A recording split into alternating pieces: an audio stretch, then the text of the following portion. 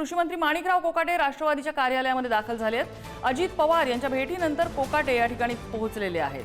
माणिकराव कोकाटे यांच्या राजीनाम्याची वारंवार मागणी केली जाते। विरोधकच नव्हे तर सत्तेतल्या काही नेत्यांनी सुद्धा त्यांचा राजीनामा घ्यावा असे सल्ले दिलेले होते।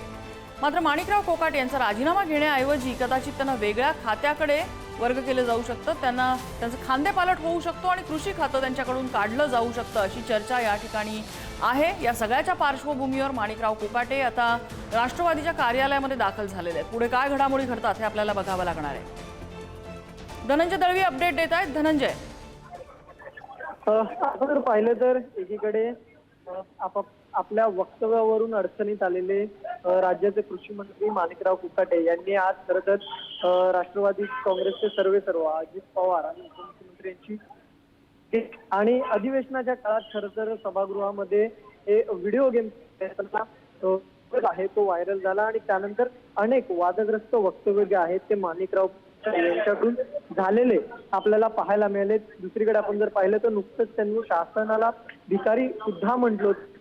त्यावरून त्यांची अडचण जी आहे ती वाढली होती आणि सातत्याने त्यांच्या राजीनाम्याची मागणी ही केली जात होती। मुख्यमंत्री देवेंद्र फडणवीस सगळ्या वक्तव्यावरून आणि वागणुकीवरून पाहायला मिळत होते। त्यामुळे कुठेतरी त्यांना पक्षात मंत्रिपदाचा राजीनामा द्यावा अशी एकंदरीत चर्चा होती। मात्र दुसरीकडे जर पाहिलं तर त्यांच्या मंत्रिपदावरून उचलवांग केली जाणार आणि त्यांना दुसरं मंत्रिपद दिलं जाणार अशी सुद्धा चर्चा होती। अगदी यापैकी कुठली चर्चा ही प्रत्यक्षात उतरते, कुठली गोष्ट खरी ठरते हे आपल्याला बघावं लागणार आहे। राजीनामा की खाते बदल हे काही वेळातच आपल्याला कळू शकतं अशी शक्यता आहे। धनंजय, अपडेट घेत राहू। तुर्तास धन्यवाद या माहितीबद्दल।